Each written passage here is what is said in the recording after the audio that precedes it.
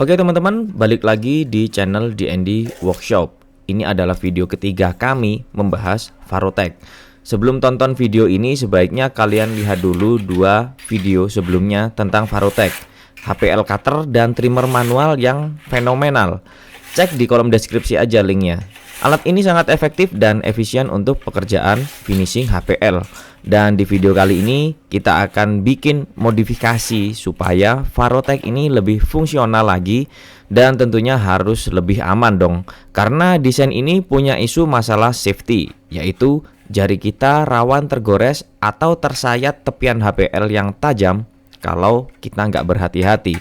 Nah, gimana modifikasinya? Saya akan buat video ini sepadat mungkin supaya gak buang waktu kalian. So, yang belum subscribe silahkan tonjok dulu tombol subscribe di bawah. Untuk teman-teman yang sudah punya Varotech atau berniat membeli Varotech, nanti kalian bisa hack atau memodifikasi ya seperti ini. Jadi kalau kalian lihat video-video saya sebelumnya, model Varotech ini punya isu masalah safety dan juga masih bisa dioptimalkan potensinya, yaitu kita bisa tambahkan handle supaya tangan kita nggak kena HPL ketika motong seperti ini ya. Saya kasih handle seperti ini bentuknya. Lalu di sini saya kasih stopper ya, yang bisa kita setting.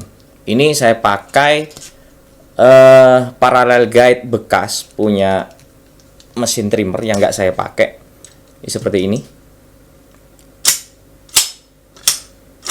Mungkin kalian mau bikin edging dari HPL dan pengen cepat gitu ya, kalian bisa gunakan stopper seperti ini.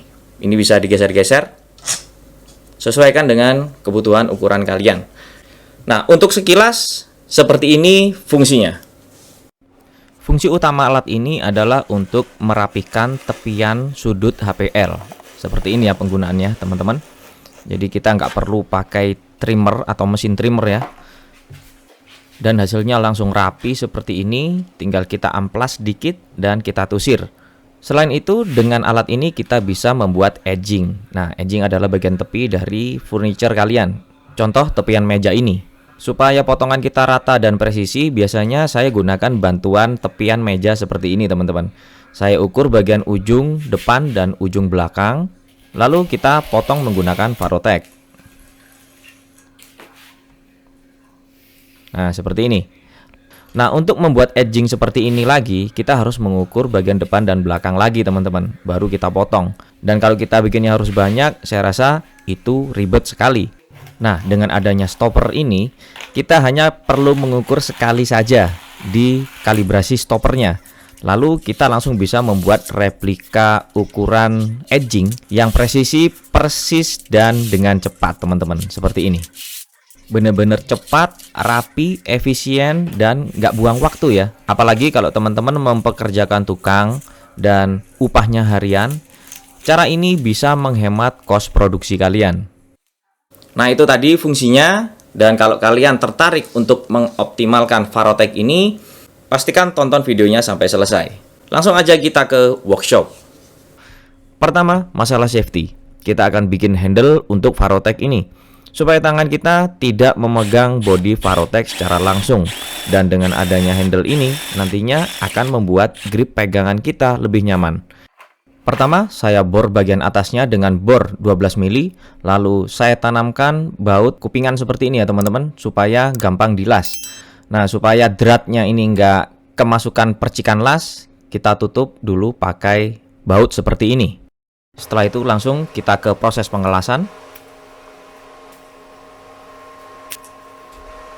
Setelah selesai pengelasan, kita lepas bautnya dan kita lanjutkan menghaluskan dengan gerinda. Untuk dudukan atau bracket handle-nya, bisa kalian sediakan besi plat yang kalian bentuk siku seperti ini ya. Dan jangan lupa dilubangin bagian ujung-ujungnya untuk tempat baut dan mur. Lalu untuk handle, di sini saya gunakan handle bekas punya Gerinda teman-teman. Dan ini bisa dibeli secara online ya. Kalau kualitas yang biasa-biasa seperti ini, harganya sih 10-15 ribu aja.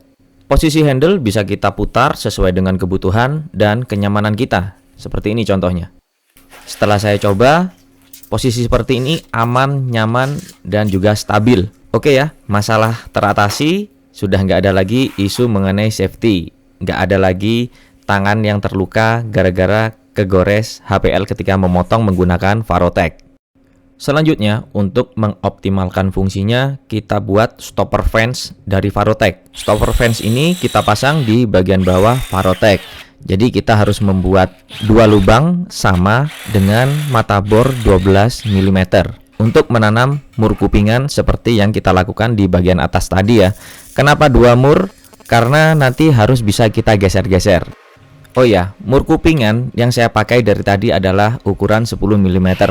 Kalian bisa dengan mudah cari di toko teknik atau toko otomotif ya. Setelah itu kita rapikan menggunakan gerinda amplas seperti ini. Kita lanjut ke pembuatan stopper fence. Bahan yang saya gunakan lagi-lagi adalah bahan bekas. Ini adalah parallel guide punya mesin trimmer. Kalau kalian nggak punya bekasnya, kalian bisa beli barunya antara 20 sampai 25.000 di toko online. Ini juga bagian dari parallel guide. Kalau kalian beli parallel guide-nya mesin trimmer, kalian dapat sepasang ya, satu set sama yang kita gerinda tadi. Nah, ini fungsinya bisa buat digeser-geser. Dan juga mur dengan kepala plastik, ini juga bawaan dari satu set parallel guide mesin trimmer, teman-teman. Bagian siku yang sudah kita gerinda di awal tadi, kita posisikan seperti ini. Lalu kita klem supaya nggak bergeser ketika proses pengelasan. Setelah selesai pengelasan, kita haluskan menggunakan gerinda amplas lagi, teman-teman. Dan hasilnya seperti ini. Ini sudah berfungsi dengan baik. Langkah berikutnya, kita buat dua lubang di masing-masing sayap untuk menyekrup fence kayunya. Untuk ukuran mata bornya, kalian sesuaikan aja dengan stok skrup yang kalian punya. Di sini saya gunakan skrup ukuran 6 mm. Jangan lupa kita countersink ya, supaya nanti kepala skrupnya bisa masuk dan rapi. Supaya kelihatan rapi, kita cat bagian-bagian Varrotek yang sudah kita las dan kita gerinda. Untuk stopper fence-nya, saya gunakan kayu ulin ya. Teman-teman bisa gunakan kayu apapun. Yang penting semakin keras kayunya akan semakin baik. Mungkin kalian punya sono keling, bekasnya limbah gitar, itu juga bisa digunakan. Saya nggak menyarankan menggunakan kayu pinus atau jati Belanda ya, karena dia terlalu lunak. Jadi kalau sering-sering kegores HPL, nanti akan aus dan membuat potongan kalian nggak akan presisi. Ya, ini hasilnya teman-teman. Saya yakin kalau kalian bikin pasti lebih telaten dan lebih rapi daripada saya ya. Saya di sini cuma menjelaskan mengenai prinsipnya saja. Kalian bisa bikin yang lebih bagus daripada yang saya bikin ini. Ya, stopper fence kita sudah selesai ya teman-teman. Kita pasang baut penguncinya. Jadi dia bisa digeser-geser seperti ini. Sesuaikan dengan ukuran yang kalian butuhkan. Setelah pas, kita tinggal kunci baut plastiknya.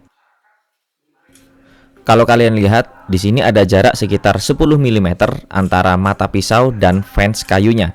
Artinya kita bisa membuat edging dengan lebar minimal 10 mm sampai dengan 5 cm dengan modifikasi ini. Saya rasa ukuran umum dari lebar edging tepian furniture HPL memang ya rata-rata berkisar antara 15 mm sampai dengan 50 mm.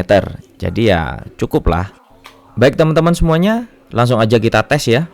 Di sini kita sudah menunjukkan gimana caranya memasang handle supaya kita tidak langsung memegang bodi Varrotek, sehingga handling pengoperasiannya lebih nyaman dan yang penting lebih aman. Nggak perlu khawatir lagi jari kita tersayat tepian HPL. Dan yang kedua, dengan memasang stopper, pekerjaan pembuatan edging HPL dengan ukuran yang seragam menjadi semakin cepat dan mudah. Stopper ini juga bisa kalian copot kalau kalian gunakan Varrotek untuk trimming atau merapikan sudut tepian HPL. Oke ya, semoga videonya nggak terlalu cepat untuk diikuti. Saya hanya menunjukkan prinsip kerjanya saja. Kalian pasti bisa bikin yang lebih rapi dan bagus daripada yang saya bikin ini. Semoga video ini bermanfaat. Sampai ketemu di video yang lainnya. Subscribe dan like kalau kalian suka. Thanks.